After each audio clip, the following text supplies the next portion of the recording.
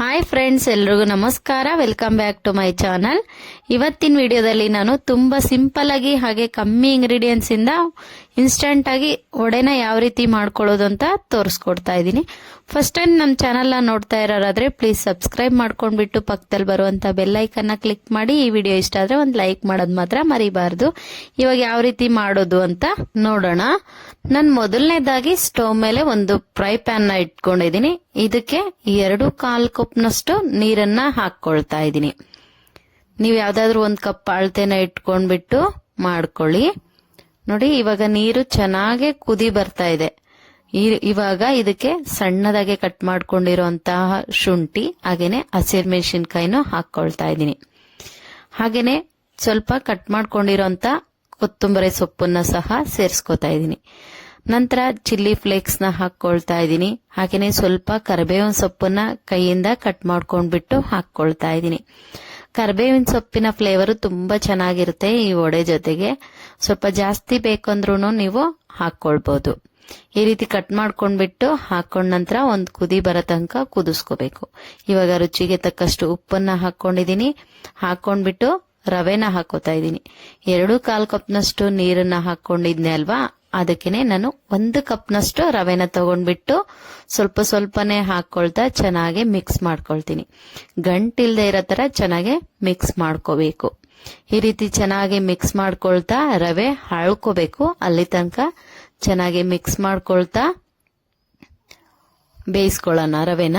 ನೋಡಿ, ಈ ರೀತಿ ಚೆನ್ನಾಗಿ ಮಿಕ್ಸ್ ಮಾಡ್ಕೊಂಡ್ಬಿಟ್ಟು ಸ್ವಲ್ಪ ಹೊತ್ತು ತಣ್ಣಗಾಗಕ್ಕೆ ಬಿಡೋಣ.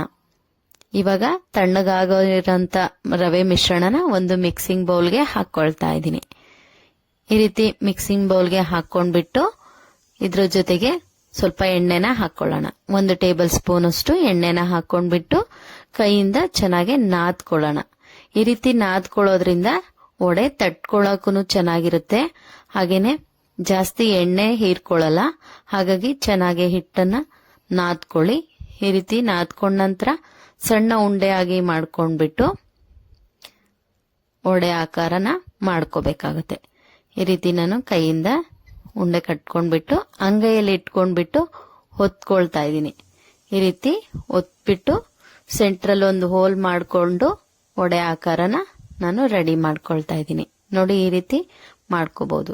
ನಿಮ್ಗೆ ಆ ರೀತಿ ಕಷ್ಟ ಅನ್ಸಿದ್ರೆ 1 ಸ್ಪೂನ್ ಸಹಾಯದಿಂದನೂ ಸಹ ನೀವು ಈ ರೀತಿ ತಟ್ಕೊಂಡ್ಬಿಟ್ಟು ಸೆಂಟ್ರಲ್ ಒಂದು ಹೋಲ್ ಮಾಡ್ಕೊಂಡು ತಗೊಳ್ಬಹುದು. ನೋಡಿ, ತಗೊಳ್ಬೇಕಾದ್ರೂ ಚೆನ್ನಾಗಿ ಸಿಂಪಲ್ ಆಗಿ ಮಾಡ್ಕೊಳ್ಬಹುದು. ನೋಡಿ, ನಾನು ಎಲ್ಲವನ್ನು ಇದೇ ರೀತಿ ರೆಡಿ ಮಾಡ್ಕೊಂಡ್ಬಿಟ್ಟು ಇಟ್ಕೊಂಡಿದೀನಿ. ಇವಾಗ ಎಣ್ಣೆ ಬಿಸಿ ಆಗಿದೆ. ಎಣ್ಣೆ ಒಳಗೆ ಹಾಕ್ಬಿಟ್ಟು ಫ್ರೈ ಮಾಡ್ಕೊಳ್ತೀನಿ. ನೀವು ಸ್ಟವ್ನ ಲೋ ಟು ಮೀಡಿಯಂ ಫ್ಲೇಮ್ ಅಲ್ಲಿ ಇಟ್ಕೊಂಡ್ಬಿಟ್ಟು ವಡೆನ ಫ್ರೈ ಮಾಡ್ಕೋಬೇಕು. ಹೈ ಫ್ಲೇಮ್ ಅಲ್ಲಿ ಇಟ್ಕೊಂಡ್ರೆ ವಡೆ ಬೇಗ ಕಲರ್ ಚೇಂಜ್ ಆಗುತ್ತೆ, ಒಳಗಡೆ ಬೆಂದಿರಲ್ಲ. ಹಾಗಾಗಿ ಲೋ ಟು ಮೀಡಿಯಂ ಫ್ಲೇಮ್ ಅಲ್ಲಿ ಇಟ್ಕೊಂಡ್ಬಿಟ್ಟು ವಡೆನ ಚೆನ್ನಾಗಿ ಬೇಯಿಸ್ಕೋಬೇಕು.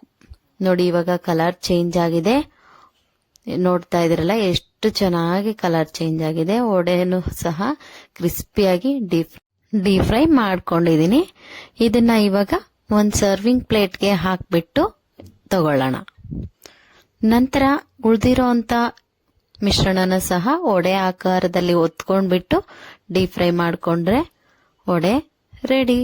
ತುಂಬಾ ಈಜಿನೂ ಕೂಡ ಮಾಡೋದು. ಇನ್ಸ್ಟಂಟ್ ಆಗಿ ಮಾಡ್ಕೊಳ್ಬಹುದು. ಬೇಳೆ ನೆನ್ಸೋ ಕೆಲಸ ಇಲ್ಲ, ಹಾಗೆ ರುಬ್ಬೋ ಕೆಲಸ ಇಲ್ಲದೆ ಈಸಿಯಾಗಿ ಮಾಡ್ಕೊಳ್ಬಹುದು. ಮಕ್ಳಿಗಂತೂ ತುಂಬಾ ಇಷ್ಟ ಆಗುತ್ತೆ. ಒಂದ್ಸರಿ ಟ್ರೈ ಮಾಡ್ಬಿಟ್ಟು ನಿಮ್ಗೆ ಯಾವ ರೀತಿ ಬಂತು ಅಂತ ಕಮೆಂಟ್ ಮಾಡಿ ತಿಳಿಸಿ. ಹಾಗೇನೆ ಇನ್ನು ನಮ್ಮ ಚಾನಲ್ ಸಬ್ಸ್ಕ್ರೈಬ್ ಮಾಡ್ಕೊಂಡಿಲ್ಲ ಅಂದ್ರೆ ಈಗಲೇ ಸಬ್ಸ್ಕ್ರೈಬ್ ಮಾಡ್ಕೊಂಡ್ಬಿಟ್ಟು ಪಕ್ಕದಲ್ಲಿ ಬರುವಂತ ಬೆಲ್ ಐಕಾನ್ ನ ಕ್ಲಿಕ್ ಮಾಡಿ. ಈ ವಿಡಿಯೋಗೊಂದು ಲೈಕ್ ಮಾಡಿ. Thanks for watching.